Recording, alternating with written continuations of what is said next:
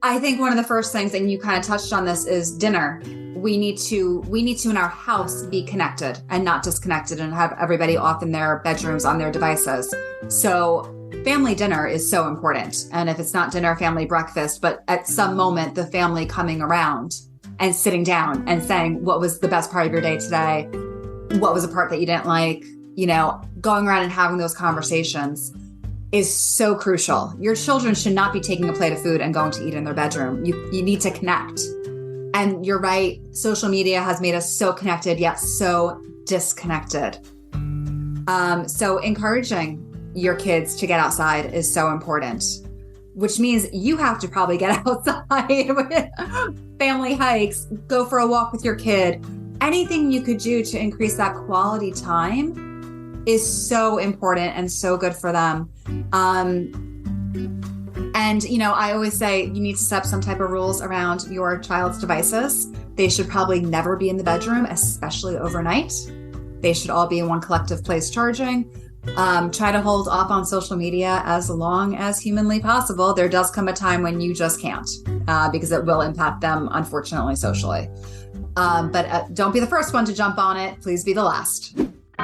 Hey everyone, welcome back to Living the Next Chapter. I have another awesome author on the podcast, and we're going to be talking about your mental health, which I'm excited to talk about because I think we need more of this, and we need more people like my guest to come out and encourage us and give us the tools we need to live a great life. Keri's here with us on the podcast.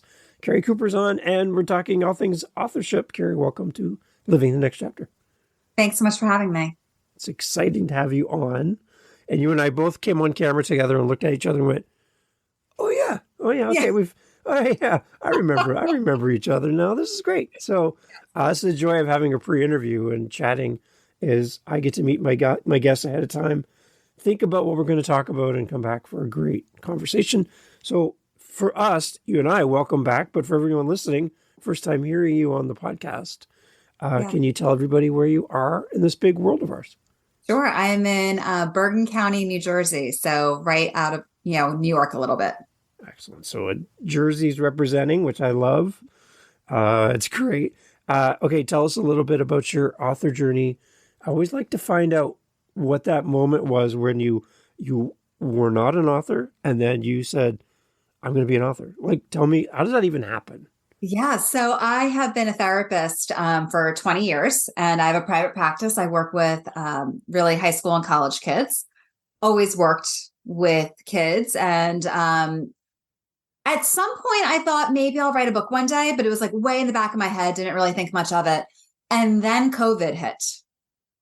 So COVID is when I became an author. And the reason was I was completely full. Every therapist I knew was completely full. And here we are getting phone calls from parents begging us to take their kids in because of the mental health crisis that was happening. And nobody had room. So I kind of say a lot of the same themes throughout therapy. And I said, I just need to get this in parents' hands. I need to write a book to give them 10 steps to improve their children's mental health right now. So that is when I sat down and decided I'm going to be an author. And I wrote a book and got it out as quickly as humanly possible in order to get them to the parents who desperately needed them during that time. So that was my first book, Mental Health Uncensored, 10 Foundations Every Parent Needs to Know. And then I quickly realized I need to write a second book because I need really a workbook for teens based on these principles so the teens could take ownership.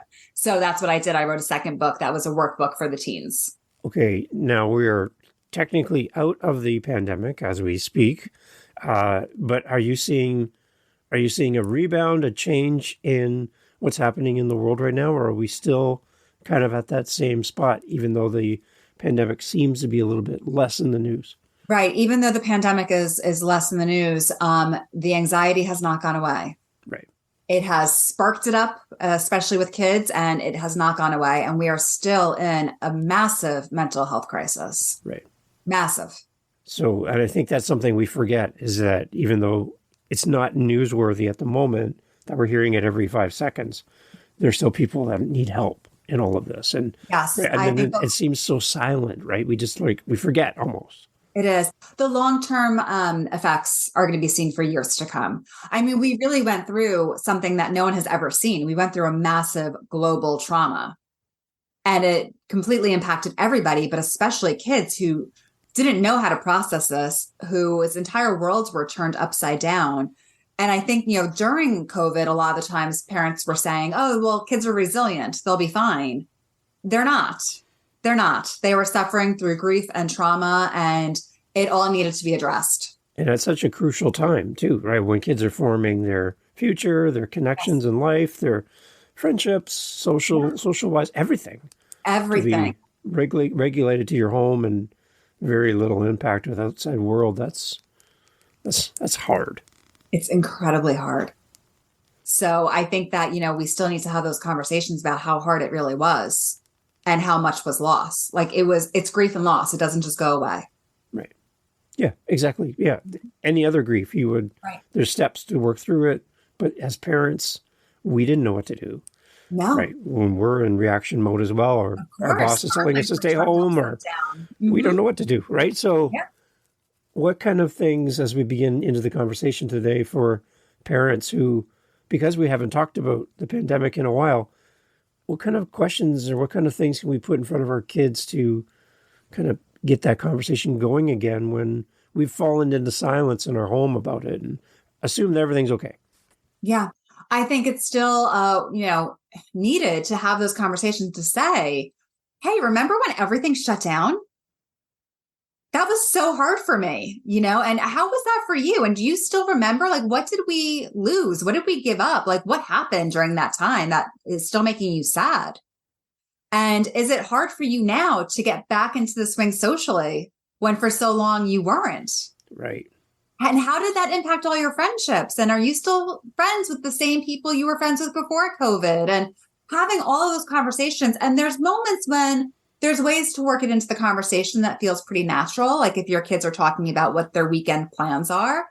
Oh, remember when we couldn't go out on weekends? To bring it up. We can't just pretend like it didn't happen. It happened. Okay. So between the two books back and forth, what are your hopes for parents and readers of these books? What was the end goal in your mind as you sat down to write? I really believe that you need to build a strong foundation, just like a house where it could weather any storm. It's the same with your mental health. If you do not have a strong foundation, any stressor that comes in is going to kind of knock you right over. So my hope was people are going to take these books and actually make changes that's going to improve their foundation so they could handle the world and all the stress better and improve their mental health. And I broke the books into, 10 foundations, 5 of them being physical, which I think we overlook all the time, even though the research is there that shows how much the physical aspect leads into our mental health. And the other 5 are more mental health foundations to put into place. Okay. Can you give us some example of some of those? Sure. Some of those, I'd love to hear. Don't give them all because we want to buy the book. Obviously, we're here to sell books and put more books in people's homes. One of my favorites for the physical is sleep. We are a nation that is just sleep deprived. And the more research that's coming out on sleep, it shows what an impact it has in terms of our physical health, in terms of, stroke, dementia, heart disease, diabetes, all of it there's a connection to sleep. But it also has a massive impact on our mental health. You cannot be functioning well. You can't focus. You can't be able to have patience or problem solve well if you are sleep deprived. And I think on some level, we all know that, but we all forget it. Meanwhile, we have kids staying up till 2 a.m, watching Netflix and then going to school the next morning, coming home cranky and fussy. When they're babies, we say, oh, they're tired. They need their nap. But our teenagers are the same way. They need their sleep. And as parents, we need our sleep unless we can't function well. Yeah. So it's such a basic foundation that is just overlooked all the time. That's one of them. My other favorite one is water. We need to be hydrated. And yes, me too. There you go. But there's actual studies that link, dehydration to increased anger in kids. Wow. Yeah. And it's like Really. so basic. Like, how much water do you need? And in my teen workbook, it shows, all the reasons why you need the water and then how much water you should be having and how to track it and how to really incorporate it. So it's just these basic, small, simple steps that we need to incorporate into our daily habits. And And that's we get actually, yeah, and that's actual water, not like an energy drink with has water in it. No, no, come on, like water, just water. Yeah. actual water. I said to a kid once, they were complaining about headaches and, all this other stuff. And I said, how much water do you drink? And she looked at me and she goes, like in a week? No, no, no, like in a day. And she's like, some days I don't. Every cell in your body needs water to detox, to, function properly. Some of these kids really are drinking no water. Like, let's start with the basics. Start with the basics. Okay, parents, if you're listening, you need to rewind that again. Yeah. Kids, you're having water tonight come on. That's such a great tip. Like, again, I wouldn't have thought of that. I'm thinking mental health is so heady and getting into the deep details of what's going on, what you're processing.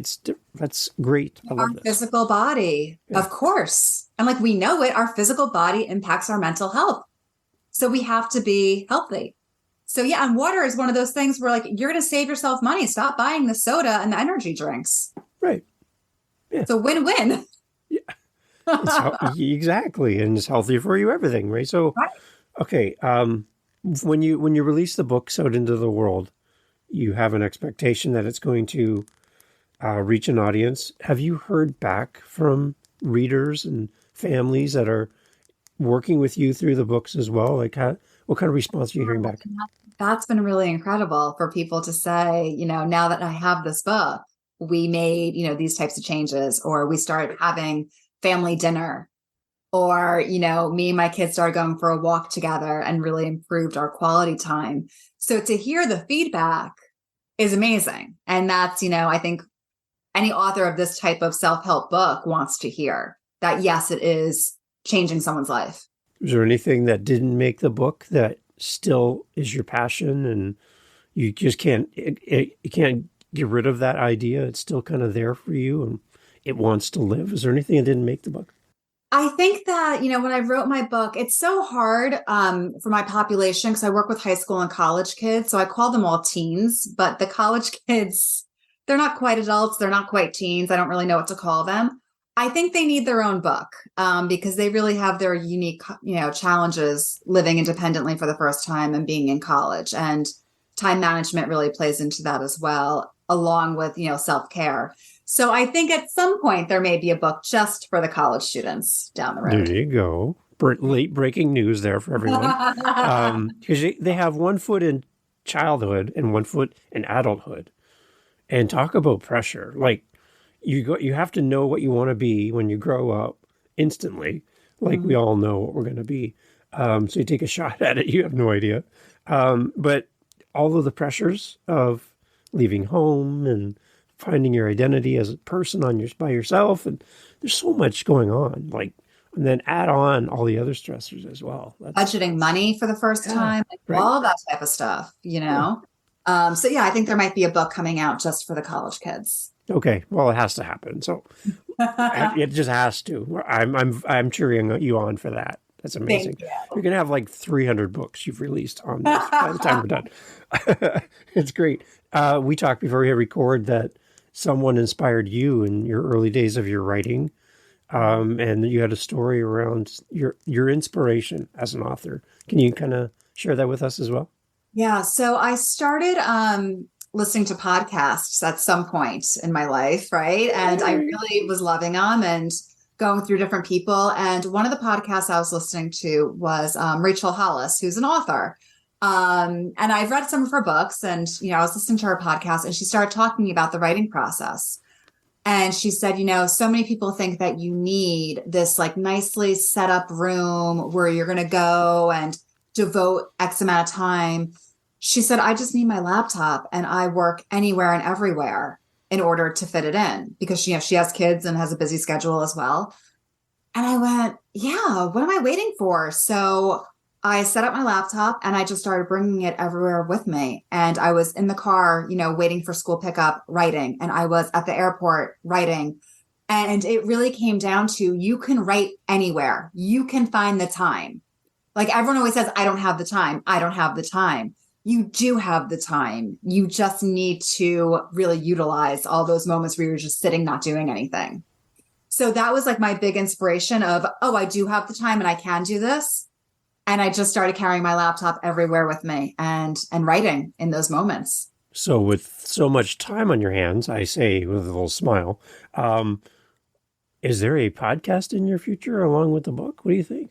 I don't think so. I think I really enjoy being a guest on podcasts, but I don't think I'm going to, because a podcast, I actually need to be stationary. I can't be in my car trying to do that while I'm at pickup. Yeah, yes.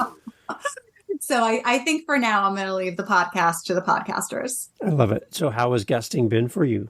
I've really enjoyed it because I've been able to connect with so many people I would have never connected with before. So that's been really fun. As an author, speaking to fellow authors, I need your encouragement to get more guests on my show. What would you say to authors about going out to talk about their books and their passions on podcasting? Any tips for them? So it's funny, as writers, sometimes we really enjoy writing and not so much the promoting piece of it. But unfortunately, nobody's going to know about your book unless you do the promoting piece of it. Yeah. And I think podcasts are a really great way in order to do that and to reach so many different people. And it's not like pressure. They're just easy, the podcasts, I think. It's like a conversation, and us writers can do that.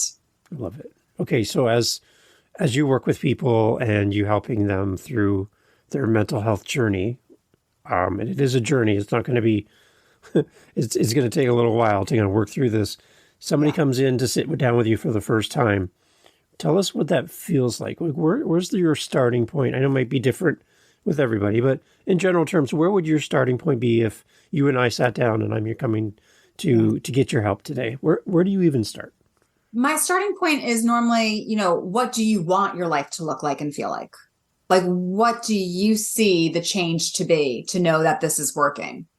And then I also kind of take a step back and say, let's look at your entire lifestyle as well. Are you eating? Are you sleeping? Are you hydrated? How are your boundaries? What's working? What's not working? And we kind of take it from there. And it's a lot of problem solving. And it's a lot of putting, skills into place in order to have the life that you want to have. Because I think everyone can have the life that they want to have. Mm-hmm. And I think the one thing that we all struggle with is the definition of what good is. Like, what is good mental health? My definition might be different than the person sitting beside me. So do you have some kind of guidelines around what good mental health looks like so that we know if we're headed in the right way?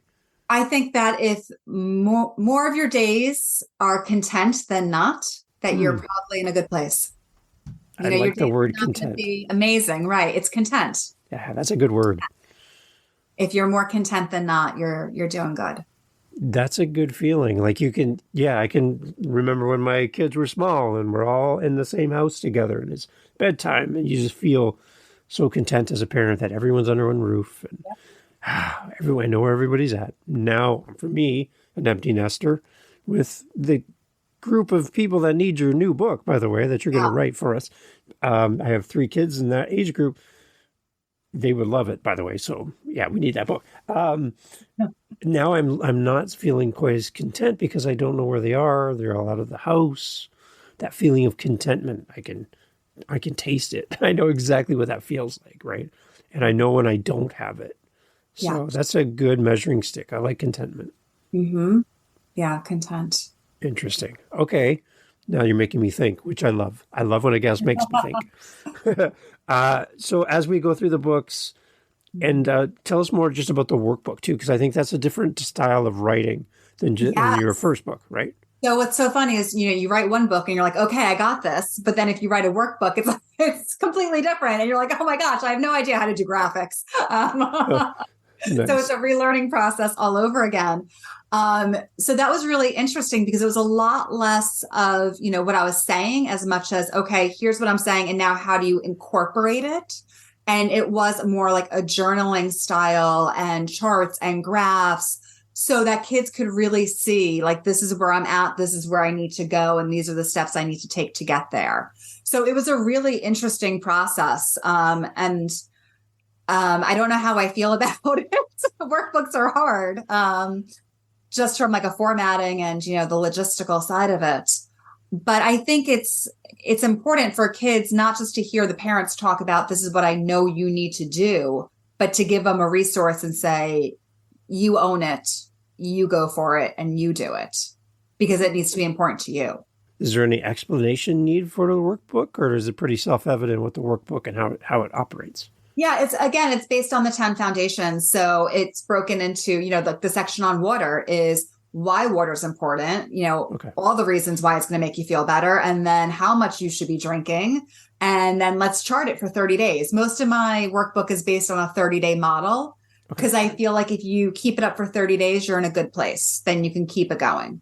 Yeah, it starts to become habit then. It does. Right. It does. And then, also in the workbook, we talk about like boundaries and friendships and what do those look like and what are your expectations? And not all of your friends can be your best friends. So different levels of friendships and what all those levels mean and what to expect from people at those levels.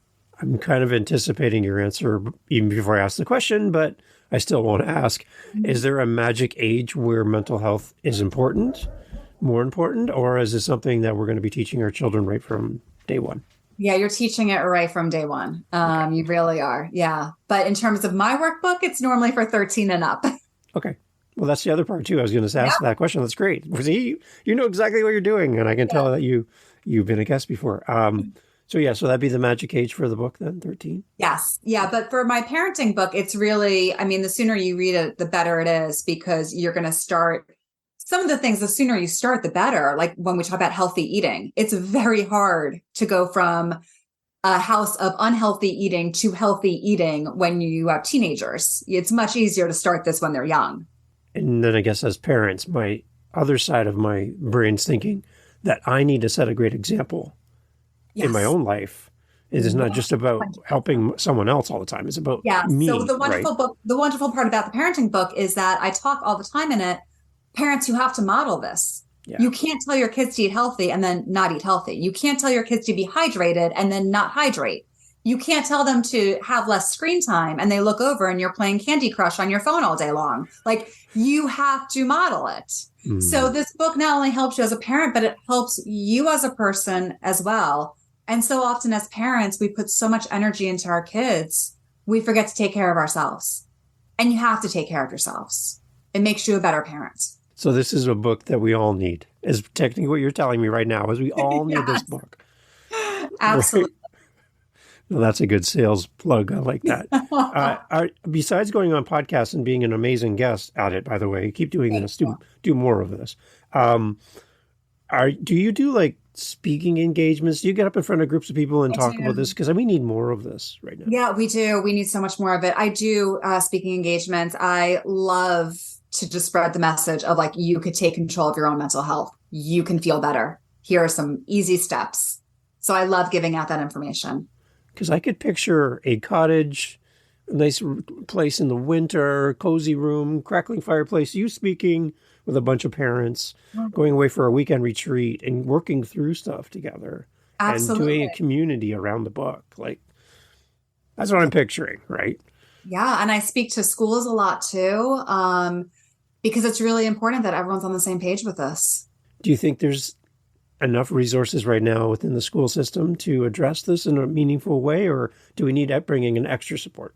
That's an interesting question. I'm going to give you an interesting answer. Okay, I like this. I think that most schools, depending on the district, have more than enough mental health providers in them. However, I think that they're putting a Band-Aid essentially like on a bullet wound, and you need to actually really start making foundational changes in these schools. When we talk to kids about sleep, they can't sleep if they have sports until 6 o'clock at night and then 5 hours of homework.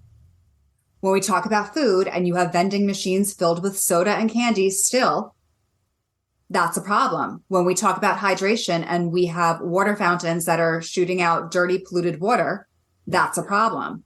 So we need to get back to the basics in our schools. So, I mean, you could put in 100 more therapists in these schools if you are not going to start looking at boundaries with homework, because kids should not be doing homework on weekends. Like when we work for a living, we have boundaries, or we should, and not work on weekends. I don't know why we're expecting our kids to. Wow. So until we start making those foundational changes, it doesn't matter how many staff members we're bringing in. I think I just poked the bear there a little bit. I love this. That this is like, I could see you as soon as I asked that question, you sat up. For those who aren't watching, you sat straight up like, okay, here we go. Yeah. And I'm like, I totally agree with this. I don't understand why kids live under this umbrella of stress where every teacher thinks their course is the most important course. So I'm going to load you heavy with work. Yeah. Like they don't even talk to each other, like these kids are struggling. Like let's cut them some space, right? Right. Homework should be, one, age appropriate, and two, actually teaching them something. Yeah. Probably more project-based, to be honest with you, longer term, more project-based. A lot of this is just busy work. And we know the research behind homework, especially at the elementary school level, it does nothing. It does nothing. So again, until we're really ready to make these changes in our school and in our homes, mental health won't get better. There we go. So that's what I love. That's okay. I'm going to have to buy the books. That's what you got me. You got me. Okay. You got me. You did it. It worked. So again, we're going to close off here in a few minutes, but what I like to do near the end is ask again for your contact information and all of that. I'd love for people to connect with you. The one thing that I always like to ask is also where you're most active on social media, because there's so many places to be. Yes. And I don't, again, stress, right?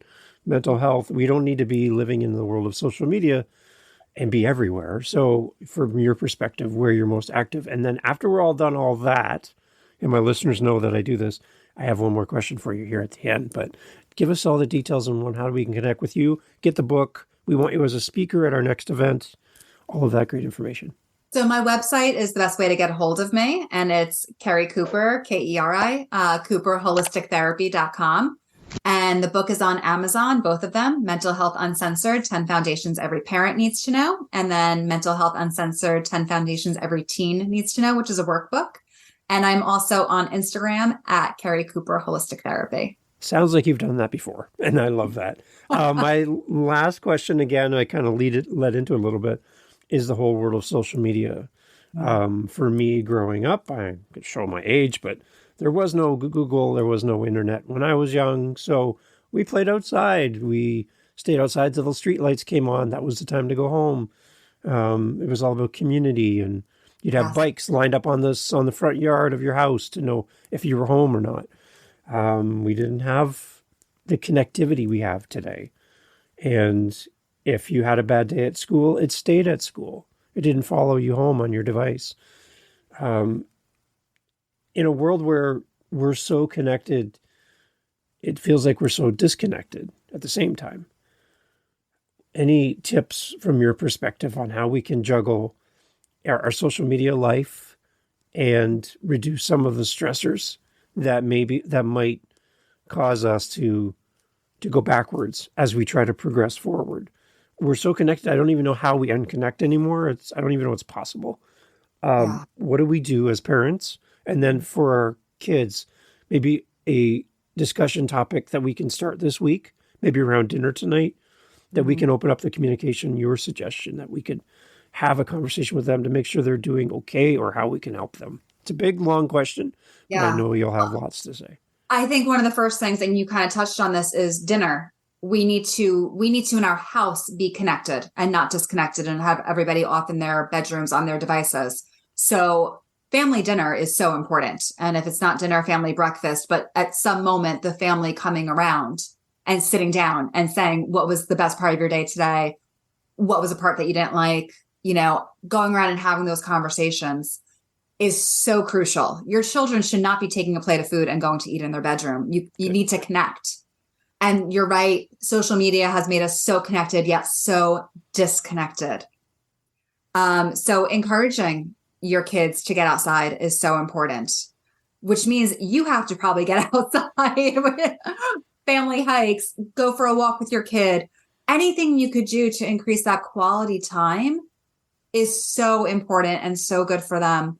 And, I always say you need to set up some type of rules around your child's devices. They should probably never be in the bedroom, especially overnight.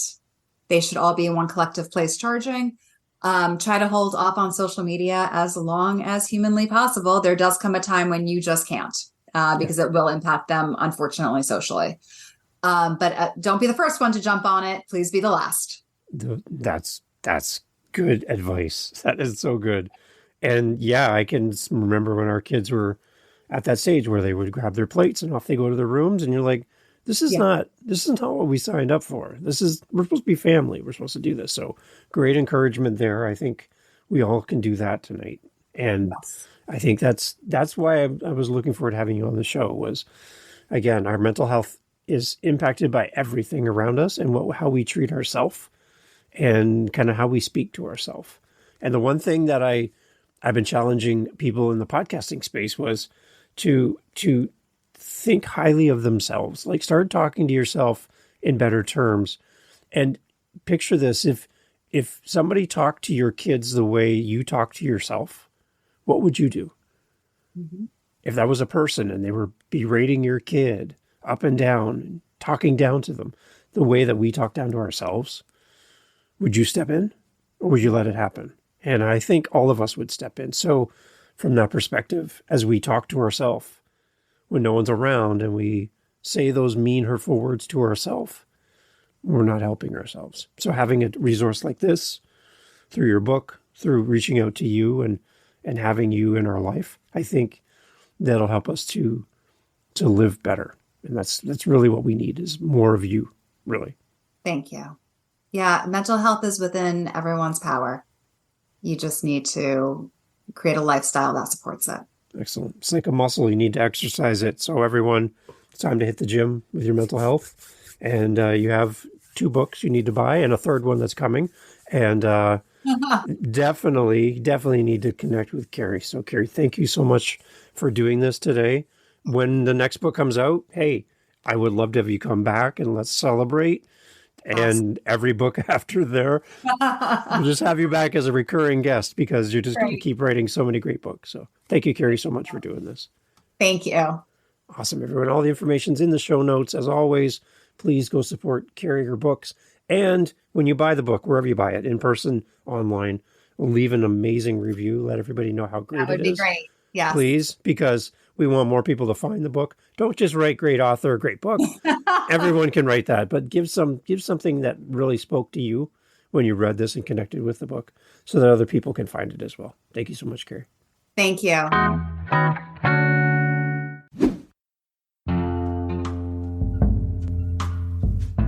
Hey, thanks for checking out the latest episode of Living the Next Chapter. I'm so happy to bring on these amazing authors and to share their stories, but I do have to confess I have a problem. And people who know me best would say, Dave, you have more than one problem. My problem is I have more episodes than I can release to you through my audio host, but I have a solution for you. Oh yes, head over to our YouTube channel, subscribe today to our YouTube channel, and you can get the most recent episode. I'm posting this episode today that I recorded today, and you can get it now on YouTube. Jump the line, move right past that big burly guy at the door. You can get right in and get the most recent episode of Living the Next Chapter on our YouTube channel. Make sure you go there. livingthenextchapter.com has all the information. And again, I want to thank you for making this podcast such a great joy to create. Catch you on the next one.